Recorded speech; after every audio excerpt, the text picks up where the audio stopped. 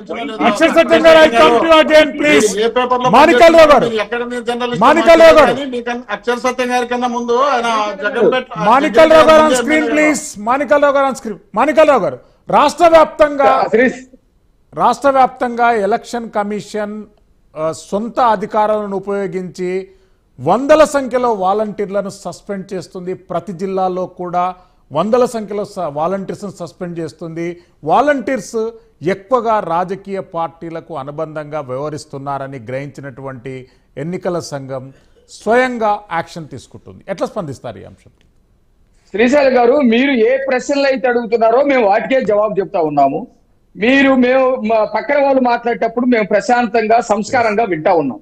అదే పాటించేటట్టు చేయండి. నెంబర్ 1, మీరు అడిగినటువంటి ప్రశ్న ప్రకారం ఎలక్షన్ షెడ్యూల్ వచ్చిన తర్వాత ముఖ్యమంత్రి అనే అతను ఆపద్ధర్మం ముఖ్యమంత్రి అయిపోతాడు. అతనికి ఎటువంటి అధికారాలు ఉండవు. అట్లాగే మొత్తం రాష్ట్రంలో ఉన్నటువంటి అన్ని వ్యవస్థలు కూడా ఎన్నికల కమిషన్ కిందకి వెళ్ళిపోతుంది. ఎన్నికల కమిషన్ తీసుకున్నటువంటి నిర్ణయాలకి కట్టుబడి ఉంటాయి. ఈ రోజు నేను ఏమంటా ఉన్నానంటే, రాష్ట్రంలో ఎవరైతే వాలంటీర్లు అని చెప్పి జగన్మోహన్ రెడ్డి కొంతమందిని ప్రోత్సహించాడో వాళ్ళ గురించి నేను మాట్లాడుతా ఉన్నా. వాళ్ళ జీవితాలు నాశనం చేయడానికి మాత్రమే జగన్ రెడ్డి ఊరుకున్నాడు. నేను చెప్పాను, ఉద్యోగాలు ఇస్తానని కొంతమందికి ఉద్యోగాలు ఇవ్వకుండా గంజాయి పాలు చేశాడు. కొద్దిమందికి వాలంటీర్లు అనే పేరు మీద తీసుకొచ్చి వాళ్ళ జీవితాలు నాశనం చేసుకొచ్చాడు. నిజంగా ఒక బీటెక్ చదివినటువంటి, ఒక బిఈడి చేసినటువంటి, ఒక ఎంఎస్సి చేసినటువంటి, లేకపోతే ఒక పీజీ పిహెచ్డి చేసినటువంటి విద్యార్థులకి ఈ రాష్ట్రంలో ఆ రోజు జగన్మోహన్ రెడ్డి నేను పరిశ్రమలు తెస్తాను, ప్రతి పరిశ్రమకి రాయితీలు ఇస్తాను, ఉద్యోగాలు వస్తాయి, అందరి జీవితాలు బాగుపడతాయి అన్నారు. అప్పుడు అందరూ ఆకర్షితులయ్యారు. కానీ ఇక్కడ ఏం చేశాడంటే 5,000 రూపాయలకి వాళ్ళని అక్కడ పెట్టేటువంటి పరిస్థితి. 5,000 రూపాయలకి పెట్టి ప్రతి ఇంటికి వెళ్ళి గొడ్డు చాకరీ చేపిస్తా ఉన్నారు. వాళ్ళకి ఆత్మగౌరవం లేకుండా చేస్తా ఉన్నారు. 5 సంవత్సరాల కింద 5,000 రూపాయలకి జాయిన్ అయినటువంటి వ్యక్తి తర్వాత సంవత్సరంలో పెళ్లి చేసుకుంటే ఈ 5 సంవత్సరాల్లో 2-3 పిల్లలు పుడితే అది వాళ్ళ జీవితం ఏంది? వాళ్ళు ఉద్యోగానికి పనికిరారు, కాంట్రాక్టు చేసుకోలేకపోతా ఉన్నారు. కాబట్టి వాళ్ళ కుటుంబాలు గడవటం కోసం జగన్మోహన్ రెడ్డి చేసే నీచమైనటువంటి నేరపూరితమైనటువంటి పనులకి పూనుకొని ఆ గ్రామాల్లో 50 మంది ఎవరైతే ఉన్నారో వాళ్ళు డేటా తీసుకోవటం, వాళ్ళ బ్యాంక్ అకౌంట్ తీసుకోవటం, వాళ్ళ మంచి చెడులు చేసుకోవటం, ఇట్లాంటి చేసే పనులు చేస్తా ఉన్నారు. ఈ రోజు కూడా వాలంటీర్లందరికీ నేను విజ్ఞప్తి చేస్తా ఉన్నా, జగన్మోహన్ రెడ్డి వల్ల ఇప్పటికే మీ ఉద్యోగాలు వచ్చే అర్హత వయసుని కోల్పోయారు.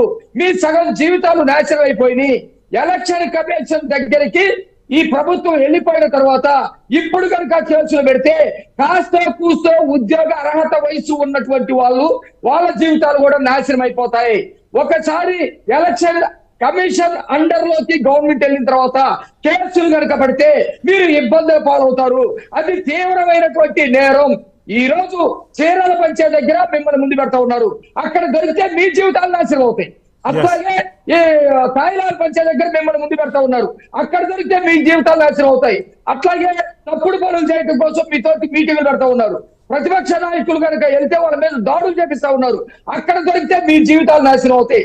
కాబట్టి ఇది రాష్ట్రంలో ఉన్నటువంటి వాలంటీర్లందరికీ నేను దండం పెట్టి చెబుతా ఉన్నా, మీరు విఘ్నులు, మీరు విద్యావేత్తలు, విద్య అభ్యసించినటువంటి వాళ్ళు, ఉన్నత విద్యని నేర్చుకున్నటువంటి వాళ్ళు, మీరు చేసే పని మీకు గౌరవాన్ని ఇవ్వాలి, మీకు సంతోషాన్ని ఇవ్వాలి, మీ జీవితాన్ని ఆర్థికంగా నిలబెట్టేటట్టు ఉండాలి. కానీ జగన్మోహన్ రెడ్డి వాటికి భిన్నంగా మిమ్మల్ని వాడుతూ ఉన్నాడు, మీ జీవితాల్ని నాశనం చేస్తా ఉన్నాడు. మీరు జాగ్రత్తగా ఉండాలని చెప్పేసి కోరుతా ఉన్నా. సత్యపల్లిలో జరిగింది కానీ, ఇక్కడ పత్తిపాడులో జరిగింది కానీ, తెనాల్లో జరిగింది కానీ, ప్రతి చోట వాలంటీర్లు బలవుతూ ఉన్నారు. చాలా బాధేస్తా ఉంది. నిజమైనటువంటి ఉద్యోగ అర్హత ఉండి వయసు ఉన్నటువంటి వాలంటీర్లకి ప్రథమ స్థానం ఈ రాష్ట్రంలో తెలుగుదేశం, జనసేన, బీజేపీ కూటమి అధికారంలోకి వచ్చిన తర్వాత పరిశ్రమలు తీసుకొచ్చి ప్రథమ స్థానం ఉద్యోగాలు కల్పించే బాధ్యత కూటమి తీసుకుంటుందని నేను ఈ సందర్భంగా చెప్తా ఉన్నానండి. ఖచ్చితంగా పక్కన వాళ్ళు మాట్లాడేటప్పుడు వినాలి. నేను ఇందాక మాట్లాడదాం అనుకున్నది అక్షర సత్యం గారు మాట్లాడాడు. నేను ఇంకొక కోణంలో చెప్తా ఉంటాను. చంద్రబాబు నాయుడు గారు ఎకనామిక్స్ చేశాడు. ఆ రోజుల్లో పాత ఎకనామిక్స్ బ్రహ్మాండమైనటువంటి ఇంగ్లీష్ మాట్లాడతాడు. మరి అలాంటి వ్యక్తిని వదిలేసి చదువుకున్నటువంటి వ్యక్తి కాకుండా ఇంకొక పనులు చేసి వాటి ద్వారా రాజకీయాలు చేసి అధికారంలోకి రావాలనుకుంటే జగన్మోహన్ రెడ్డిని గెలిపిస్తే ఎట్లా ఉంటుందండి? పవన్ కళ్యాణ్ గారి ఎడ్యుకేషన్ జగన్మోహన్ రెడ్డి గారి ఎడ్యుకేషన్ చూస్తున్నాం. పవన్ కళ్యాణ్ గారి ఎడ్యుకేషన్ అంతా, జగన్మోహన్ రెడ్డి ఎడ్యుకేషన్ అంతా. పవన్ కళ్యాణ్ గారి సంస్కారం ఏంటి, జగన్మోహన్ రెడ్డి గారి సంస్కారం ఏంటి? పవన్ కళ్యాణ్ గారి బాంధవ్యాలు, బంధుత్వాలు, ప్రజల పట్ల ఉన్నటువంటి ప్రేమ ఏంటి, కుటుంబాల పట్ల ఈయనకున్నటువంటి ప్రేమ ఏంటి? కాబట్టి మీ గోతిని మీరే తవ్వుకున్నందుకు చాలా